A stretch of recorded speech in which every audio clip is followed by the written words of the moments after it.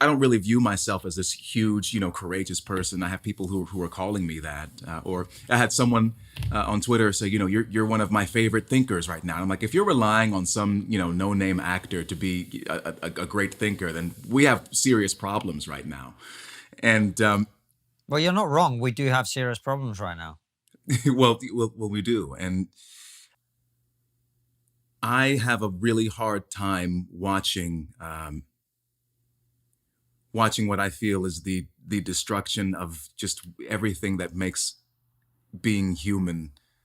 If everything we're in this strange time now where people are completely incapable, it seems, of looking at problems from a wide perspective or taking the long view of things.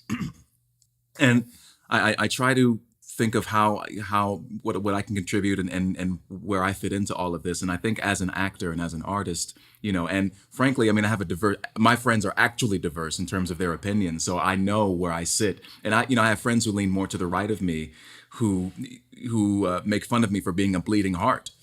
And I think that my bleeding heart and my openness is one of the reasons I feel like I'm a more liberal-minded person. But it's also why I have sympathy, for instance, for people who voted for Donald Trump. And people lost marriages, they've disowned family members, they've cut off lifelong relationships. And the same thing is happening with COVID. I was talking to a friend yesterday who's in California right now. And if you're in New York or if you're in California, you have no idea how much more close to normal life is in places like Atlanta, where I am right now. And there is this divorce from. I'm just really shocked to see the number of people who said, "Yeah, we don't need to socialize for a year. It's fine. We don't have to be human. We don't. You're depressed. You're beating your wife and your kids. You have alcoholism. Whatever, you're dealing with that. Whatever. But we have to stay safe by killing other people in other ways.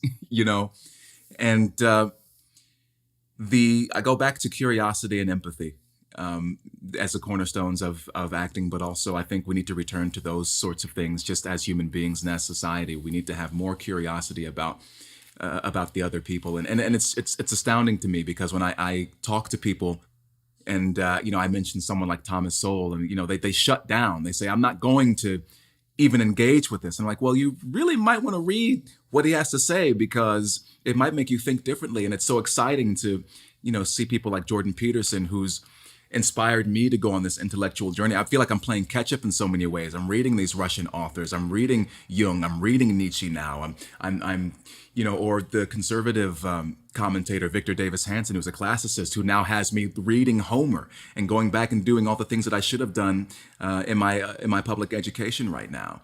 And it's exciting to me. And there's so many things flooding through my mind, and I can contribute all of these things to the work that I do and what I create. But there's an active effort to shut out all of these things. And I'm like, how can you do that? My life is so much more rich and exciting now and has so much more interesting people in it. Just because I'm on this journey. But I would never be on this journey if I wasn't a more curious person. And if I didn't have empathy or try to have some kind of empathy or put myself in the shoes of the other person, which is what I'm paid to do essentially.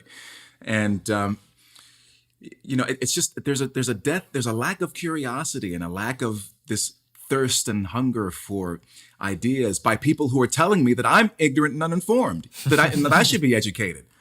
It's like, I don't know if you're the dumbest smart people or the smartest dumb people, but I'm sorry, I'm sort of tired of dealing with you. And the irony is that once you begin to read all these things and once you begin to explore these ideas, you become humbled by how much you just don't fucking know. And I remember when I was more of a progressive minded person and like prime example, Barack Obama was given the Nobel Peace Prize, which he obviously earned and made good on subsequently. And this There's person, a lot of people at weddings in Pakistan that might not agree. yeah. You mean all the militants in their bridal gowns? But Yeah. this person had the audacity to point out to me on Facebook, no less, that Barack Obama had done absolutely nothing to earn his Nobel Prize. And it was just like the NPC meme. I'm sitting there and I read it, I processed it, it was loading for a little bit, And then I was like, you're a hater. Ha ha ha, you're a hater. Slam my laptop shut. There's no attempt whatsoever to engage with the truth of what this person just said, the simple truth of what this person just said. And that's what we're seeing, I feel like, at large, at least in this sect of society. It's this refusal to engage because I'm so sure that where I am is unimpeachable, that, you can't even challenge. I just have to be clever and funny and snarky and cool, but I stay stupid as a result. And I feel like there's just mass stupidity going on, but it's masquerading as intelligence and moral and moral superiority. I could rant for hours, obviously, about all kinds of things, but I just see it, and I just can't, and I observe it, and I just can't shut up about it. And I feel like more people need to need to talk about it and call it out.